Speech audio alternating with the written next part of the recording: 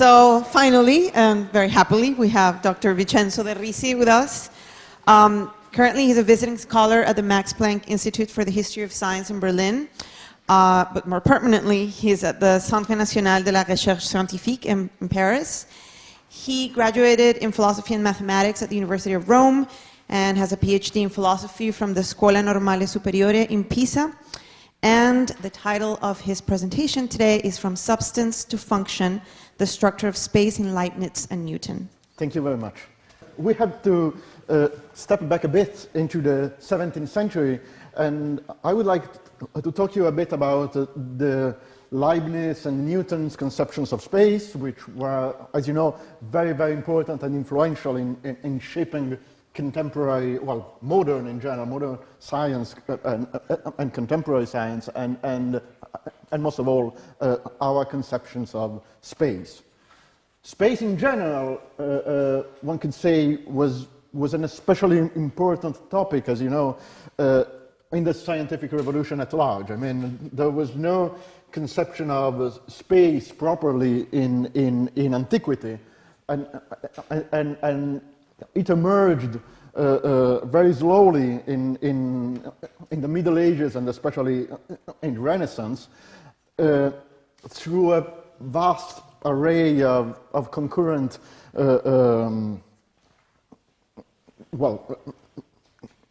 metaphysical reflections, philosophical reflections, but also with the important contribution from astronomy, from geography, from the theory of perspective, from many other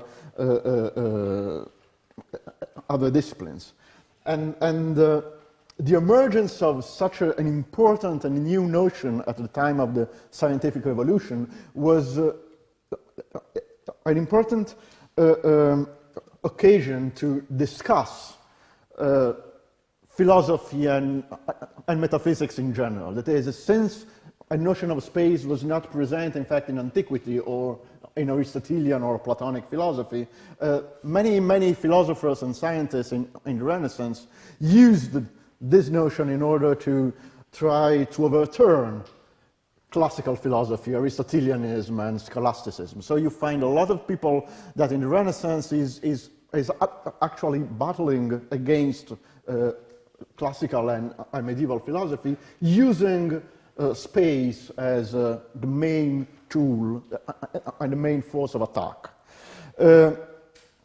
These new conceptions of space that were developed in the 16th century were developed, well, as you know, by several people, especially some Italian one, that is Telesio Giordano Bruno is probably the most famous of them.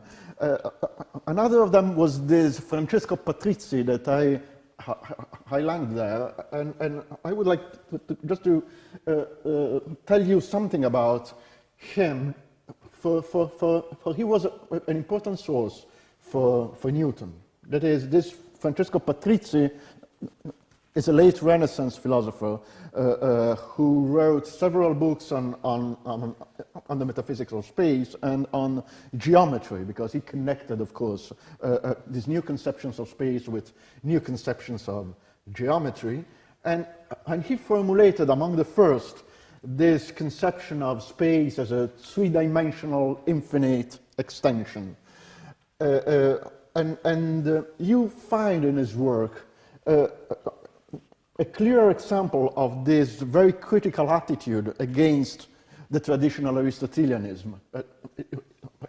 You read here, even if the Aristotelian categories may be employed for the worldly things, space is not a thing of the world. It is something else than the world and not a property of worldly things.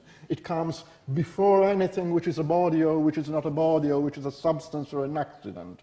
And so space is not a substance, space is not an accident, space doesn't fall under the usual Aristotelian categories. And then he tries even to give some definition, which is very, very, very strange. It is in Neoplatonic jargon here. He says that space is a hypostatical extension. And then he says that space is not a quantity, but It is even something more, that it is the source of quantity itself. This last passage is very important because this is the main way in which many early modern philosophers and scientists would try to justify the mathematization of the world. That is to say, since geometry and mathematics in general is the science of quantity and space is quantity, everything which is in space, the phenomenal world at large, can be mathematized, can be measured. You may apply geometry and mathematics to it. Then you have this conception of space as a three-dimensional infinite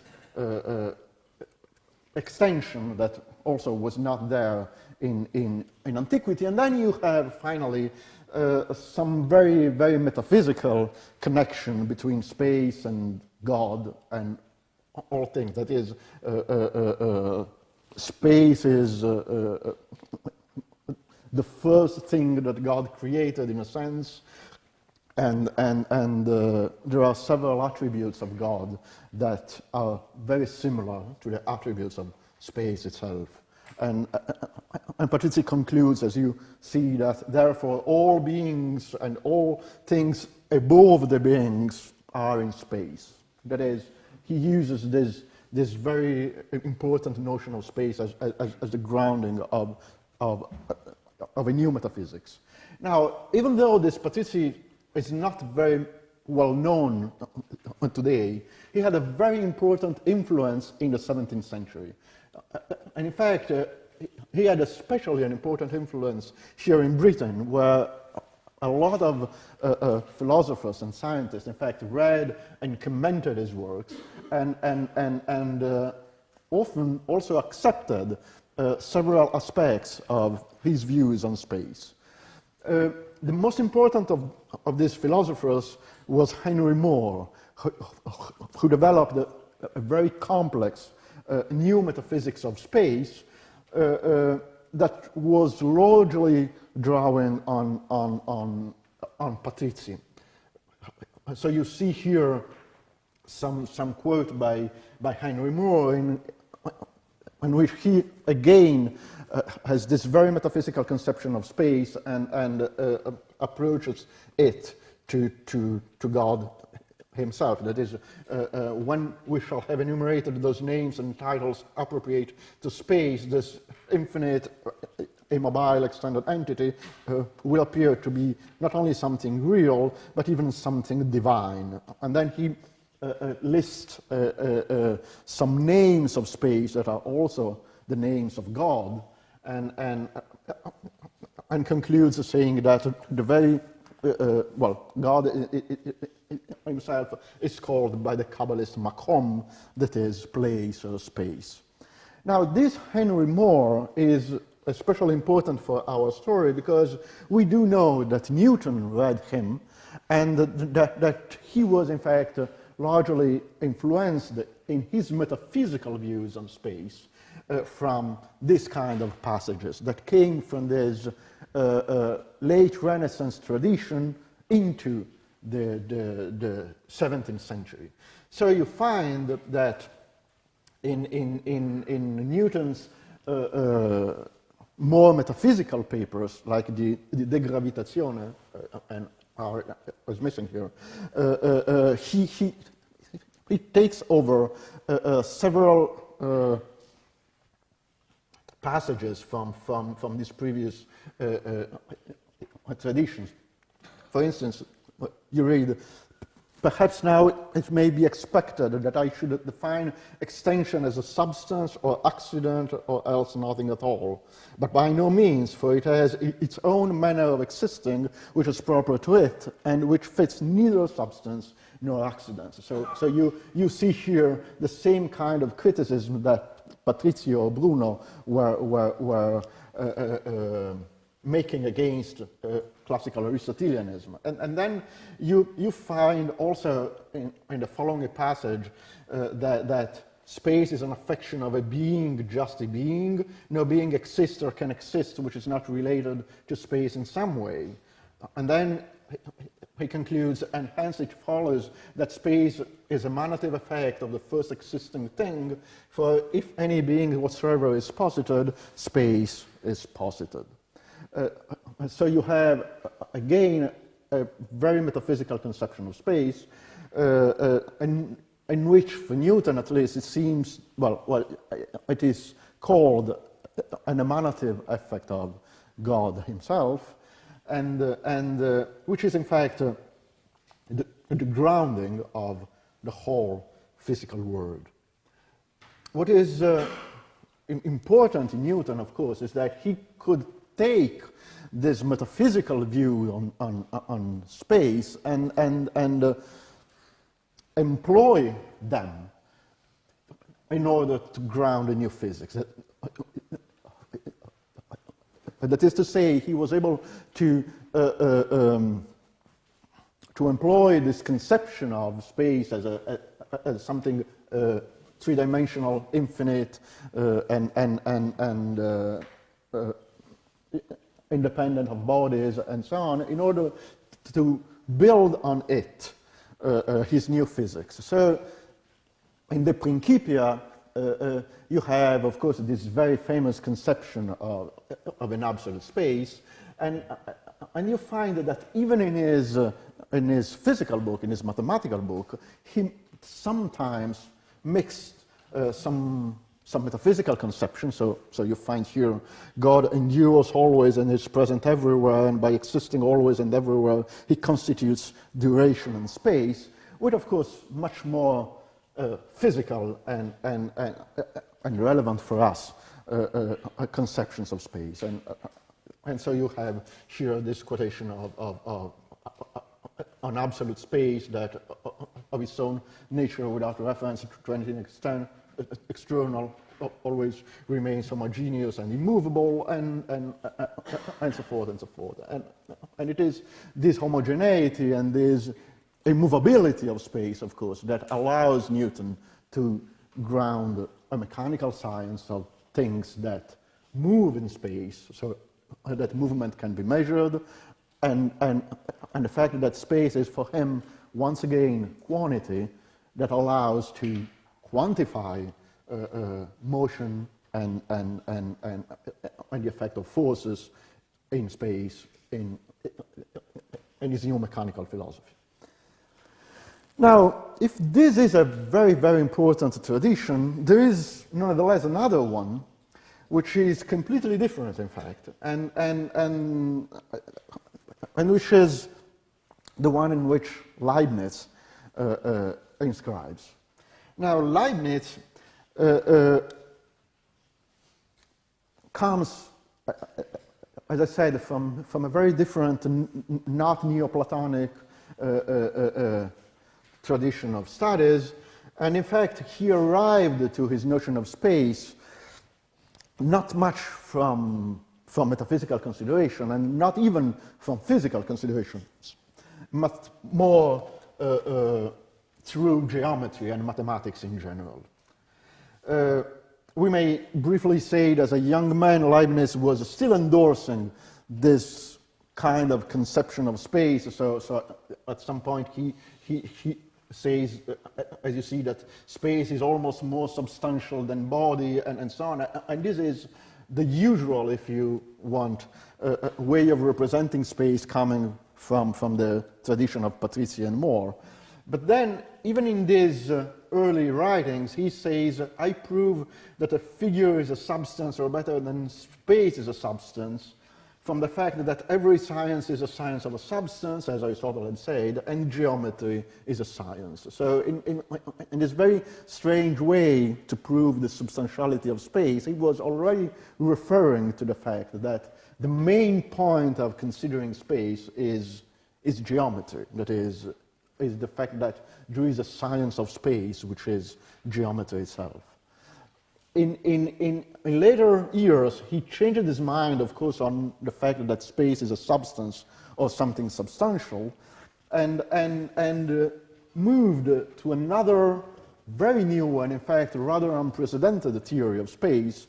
That is, he considered space as a system of relations. not something like a three-dimensional extension that was already there before any body, but rather a system of relations between all bodies. He arrived to this also through some conception, some reflection on physics and the relativity of motion. But as I said, when he said that space and time are not things but rather real relations, he was especially conceiving them from a mathematical point of view. We will see here Leibniz's final definition of space from when in the last years of his life, and where he says, I hold space to be something purely relative as time is. That is, I hold it to be an order of coexistences as time is an order of successions. For space denotes in terms of possibility an order of things that exist at the same time, considered as existing together. And when many things are seen together, one consciously perceives this order of things among themselves. And then similarly, I say that space is an order of situations, or an order according to which situations are disposed. Here, the main point is that you must conceive space just as a system or a structure of relations. And these relations in particular Leibniz calls situational relations. Now, a situational relation is in fact the center of Leibniz's conception of space. He never defines what a situation is, what a situs is, because he thinks that it is a primitive notion that you cannot properly define. What you can do is to say when two different situations are the same or similar or congruent. And so he says, for instance, that the situations between 3 points and other 3 points are the same situational relations as these 3 points can be superposed to the other 3 points. So what you get here is that the notion of situation in Leibniz's conception of space is more or less the notion of a distance between two things. So that if you conceive space as a system of situational relations, you are conceiving space as a system of distances. In this respect, this notion of space approaches very much our conception of a metric space. That is, considering space as a system of relations and a system of relations of distances means just to consider all the distances between any point and any other point in space, and just this set of relation, this structure of relation, is what makes up space. So that extension itself is just derivative in some sense of this system of relations, and quantity itself is somehow derivative of this system of relations. And he worked a lot on the mathematics of this new conception of space. For in fact, throughout his life, he worked to a new geometry, as he called it, the analysis situs, or analysis of situation, which is sometimes approached to contemporary topology, but it is not properly topology. It is some kind of metrical conception of space, but of space intended as a system of relations. And his idea is that even though the situational relation is defined by him as a kind of distance, quantity is not the real essence of space. And therefore, when you study space, you may nonetheless disregard some quantitative feature of the system of relation and just concentrate on other features of relations. So what you get in Leibniz geometry is that you may consider relations like to be inside to or outside of, to be ordered in a certain way. That is something that is not necessarily connected with measuring things and with quantity. This was of course a very fruitful idea for the history of geometry, and it was taken over in the 18th century by many geometers. And moreover, the other thing that was important for Leibniz's geometry of space was that since space is a structure, he may conceive space itself as something that has geometrical properties. So you find that for the first time, geometry is said to be the science of space in this very peculiar sense in which you may geometrically prove or attempt to prove some properties of space itself. And this, of course, was something that was not there in classical geometry because Euclid simply had no conception of space, because there was no conception of space in antiquity, but that even in the Renaissance and even in Newton, in fact, you do not find with the same clarity. That is to say, since space is not just extension, but it is a system of relations, it has a structure, and therefore you may investigate this structure with mathematical tools, through mathematical tools. Okay, he never published anything about these studies in geometry, so the 18th century had more or less to reconstruct what Leibniz had thought about the analysis situs by his letters, through his letters, and some glimpses that he gave here and there. And this is very much important because, of course, the conception of space as a system of relations is clearly highly counterintuitive. So if you do not have some essays in geometry that may show you the importance of this conception, you do not understand really what Leibniz was trying to do here. So we arrive to the last part,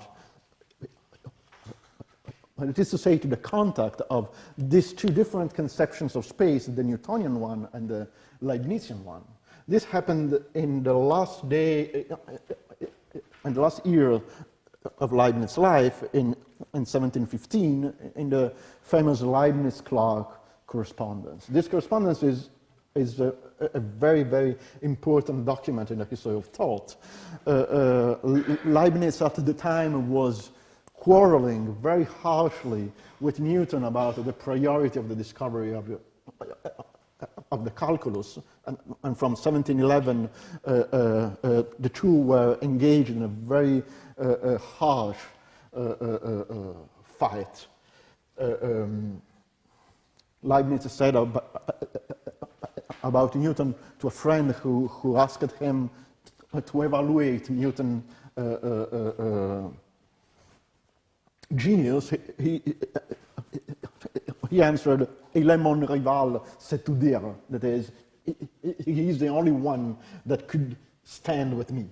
Well, in any case, in 1714, things went even worse because the Duke of Hanover, who was the Duke that Leibniz was serving in Germany, became King of England.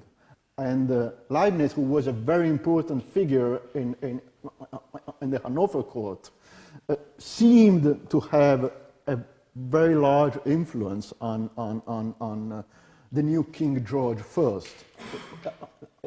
And this preoccupied Newton very much.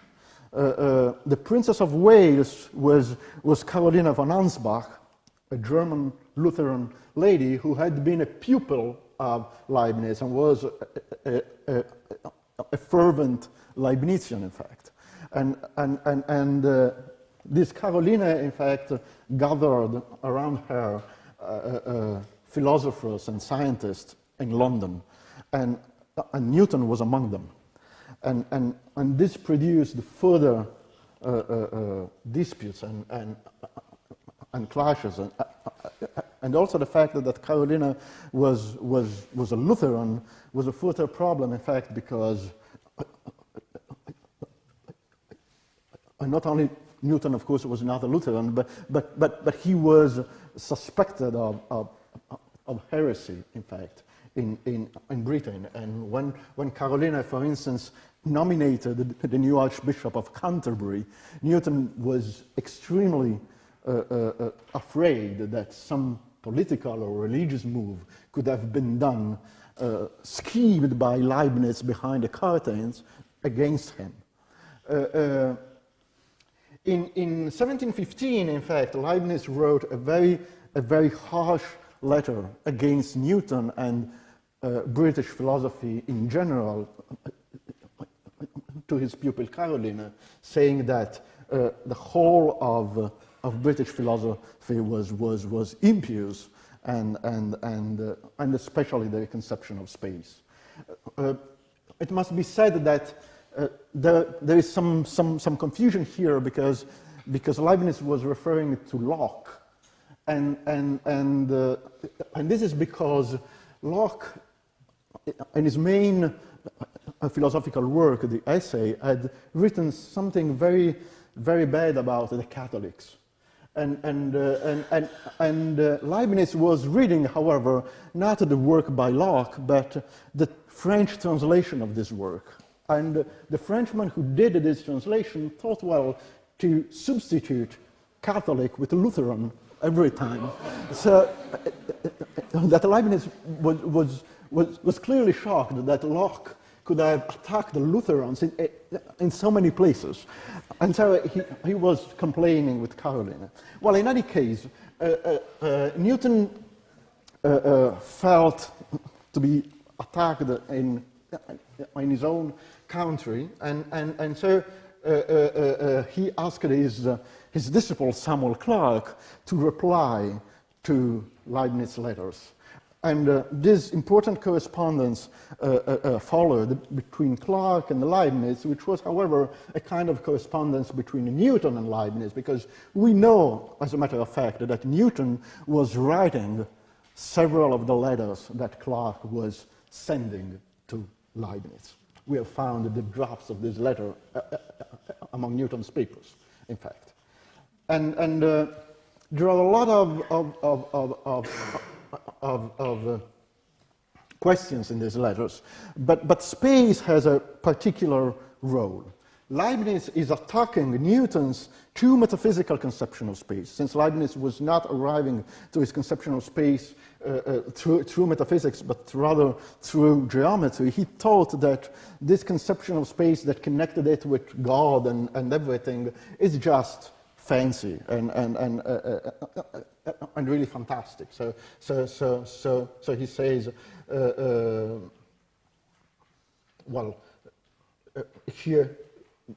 here you say that he denies that God is immensity and that space is the immensity of God, and that's where he says, will space be then perhaps the property of some immaterial extended imaginary substance which the author seems to fancy in the imaginary spaces?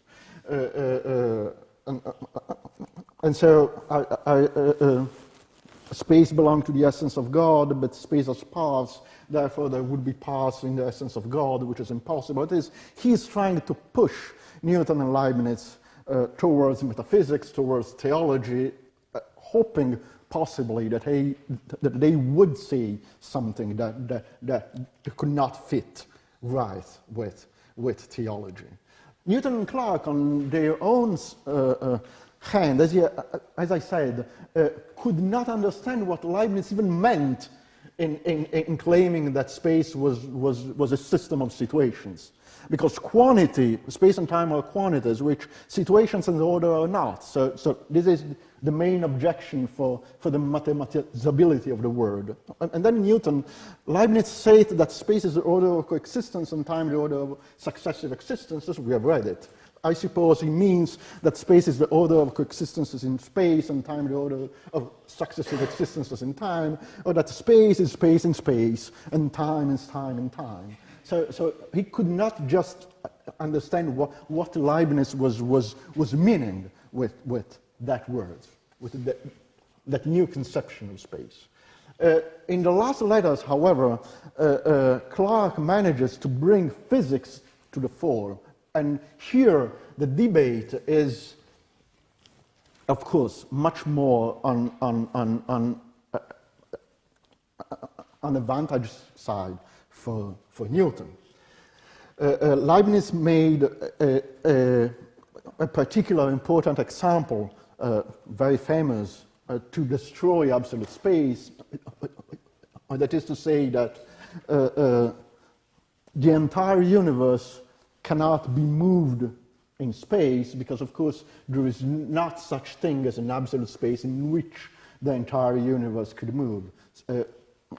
For space, it's just a system of relations among bodies and not.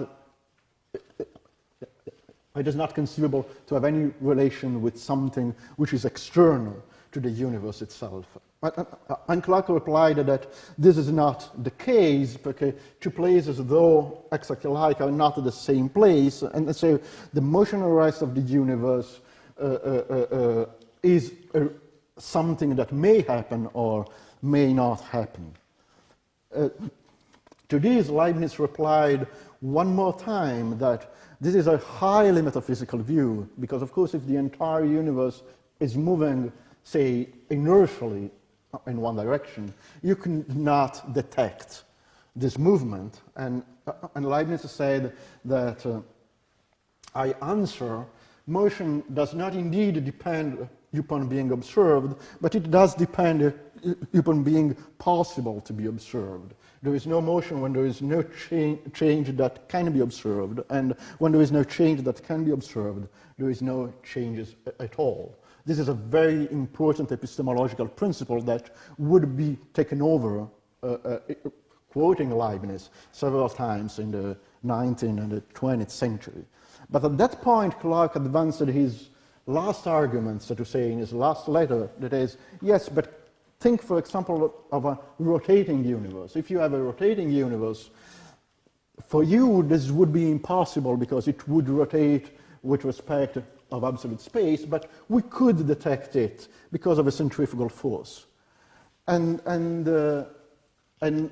here he mentions the famous bucket experiment in Newton's Principia, and unfortunately we do not have the answer of Leibniz to this argument because he died when he recited, shortly after having received this letter. So we do not know what he had replied to this important counterexample in the history of physics. Let me conclude just saying that this correspondence was very, very important, was published just after the death of Leibniz by Clarke himself.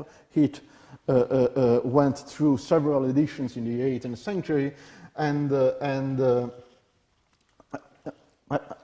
entire 18th century and the 19th century, in fact, debated a lot of Leibniz and Newton's different conceptions of space. Newton's conception of absolute space won in the end, or at least for a long time in the 19th century, but then everything was put again in play with Mark's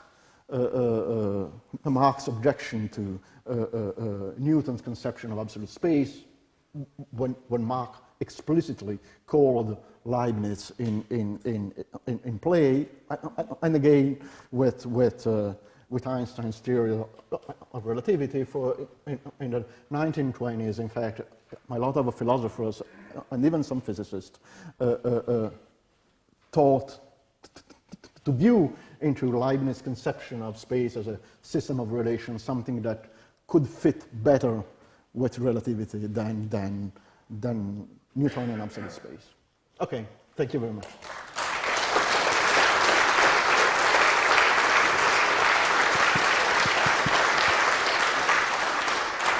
Thank you. Now we have 15 minutes for questions. So.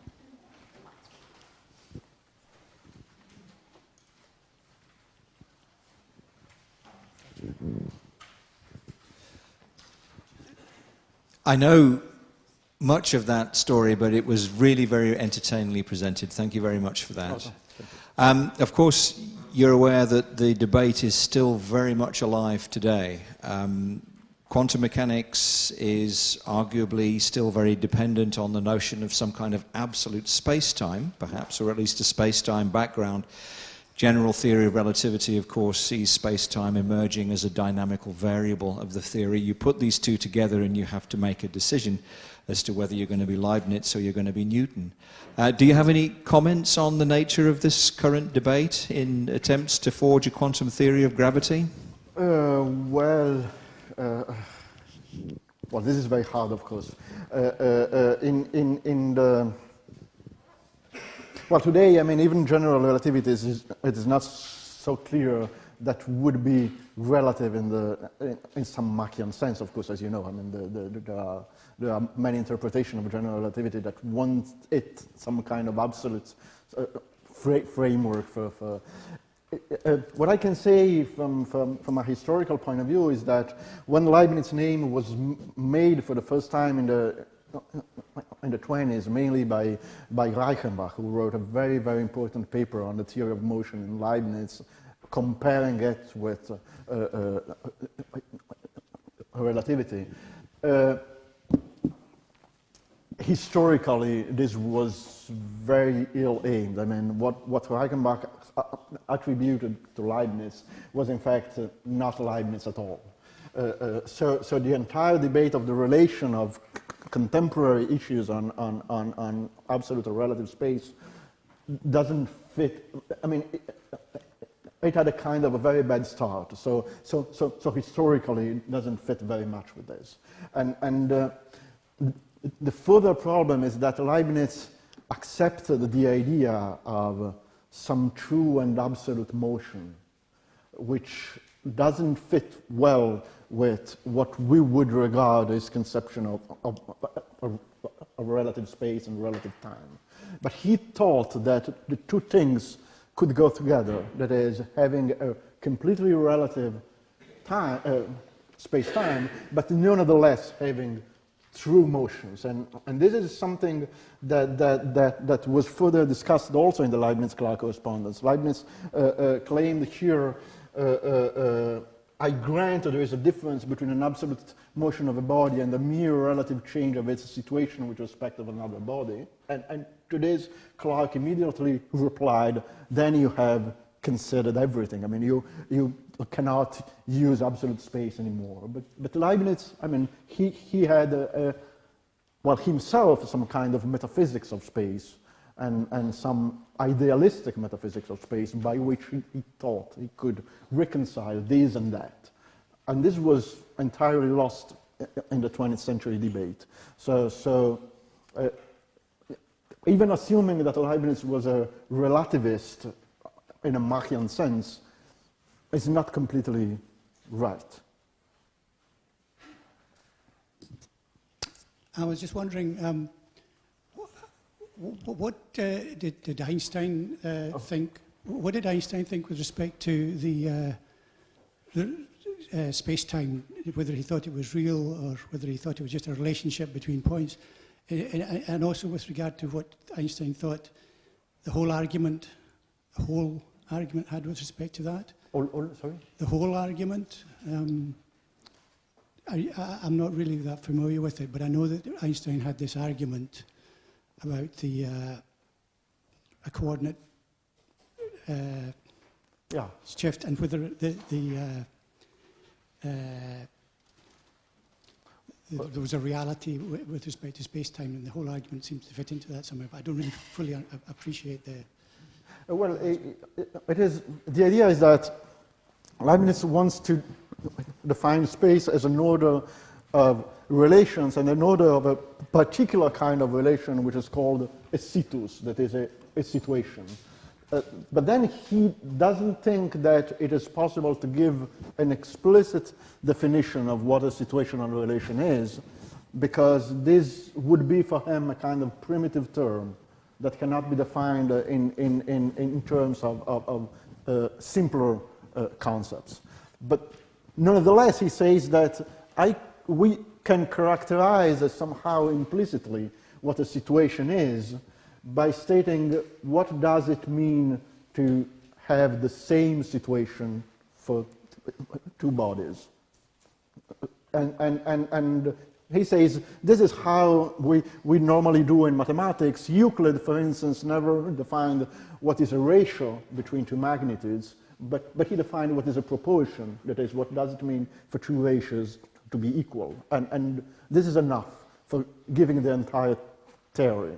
And when he gave the definitions of the identity of situation, he gave it through the notion of congruence. That is, a certain number of points or bodies have a certain number of situational relations among them, and if another group of points of body it is congruent with the first one, then it has the same kind of situational relations, system of situational relations among them. And so you get that from a modern point of view, a situational relation is something like a distance. It is not exactly a distance, but it is something like a distance. And if you consider space as the system of all possible situational relations, which is Leibniz's definition of space, you get that space is just the system of all distances between every point and every other point. And in this sense, from a mathematical point of view, it may be really approached to the idea of a metric space from our perspective. Thank you very much for your talk. Very interesting. I had a historical question about Leibniz, which is that, I mean, the slides up there, that this is often thought to be a sort of fatal concession on the part of Leibniz. But it's sort of mysterious why Leibniz went along with Clarke and Newton with a lot of the thought experiments in the correspondence. In other words, you know, this is the end of Leibniz's life. You know, he had a very worked out metaphysics, the monadology, and so on. Yes. He doesn't appeal to any of that at all, and one wonders why he doesn't just say to Clarke and Newton, the sort of thought experiments you're envisaging don't make sense to me. So do you have anything to say about why Leibniz was so accommodating? Yeah, thank you. There is not very much an appeal of any fact at all. It is much more. It is much more a thing about the conceptual framework in which you. Well, after all, I mean, Leibniz and Newton shared a great part of the conception of the physical conception of the world. When they had different physical theories to explain some phenomena. For Newton was believing in gravity in some form, and Leibniz wanted to give a vortex theory of matter that could explain gravity, so that when Newton published the Principia, he published the paper De Causa Gravitatis, on the cause of gravity, which just reproduced the whole of the results of the Principia through a vortex theory, or attempted to do that. So there were no real disagreement in some, in the physical facts that they would like to explain. They had different physical theories for this and that, and even these physical theories do not immediately imply one kind of space and another kind of space, at least as Leibniz is concerned. Here, the discussion is probably even more abstract. Leibniz had in mind a different conception of geometry that is trying to push through the Leibniz-Clarke correspondence, but on which he actually could not rely because he had not published anything on this topic, so he could just give hints. Yeah.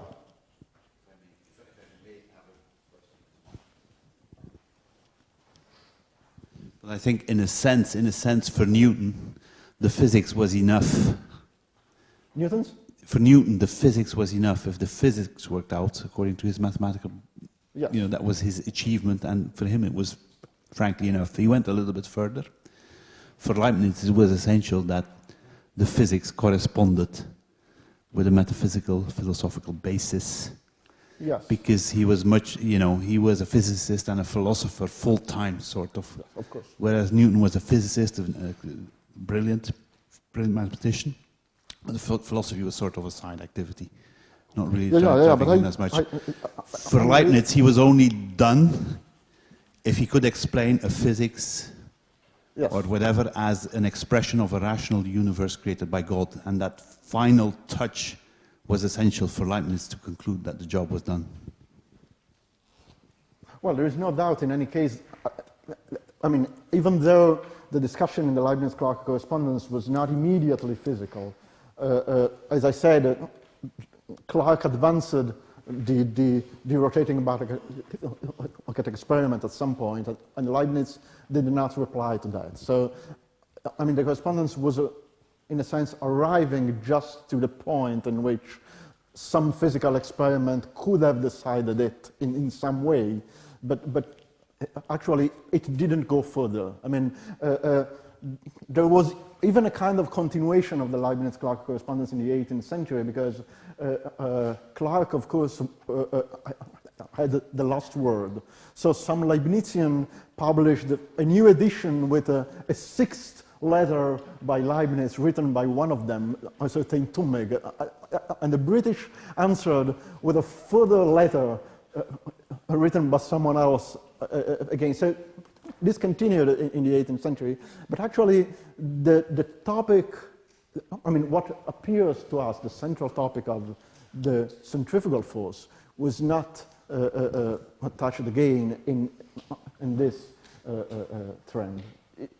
It was, however, the extraordinary success of Newton's physical theory as a whole that in the 18th century at some point decided for the abandoning in large part of Leibniz's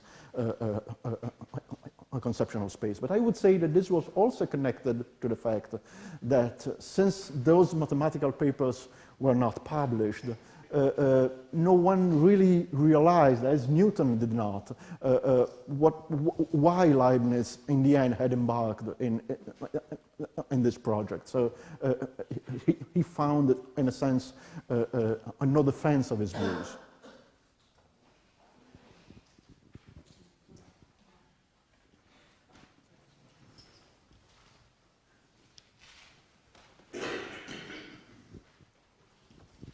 I mean, this is very interesting, just to go back to quantum gravity, how modern Leibniz's notion of space really is. I mean, if he did conceive it as a set of relationships within points or events, I mean, did he also take the next step, which is to say, well, it could be dynamic as well. The relationships could be dynamic as opposed to absolute. Yeah, not very much, actually. I've talked here about Leibniz's conception of space, but he also had a relational conception of time, which was also very much different from Newton's own conception of time. But once again, it was a bit too late for him, because Leibniz began to work seriously to his conception of time, to his relational conception of time, during the Leibniz-Clarke correspondence. It is in the very last year of his life. He left one single paper called the Mathematical Principle of Metaphysics, in which he gave a kind of pretty worked out theory of time as emergent from causation.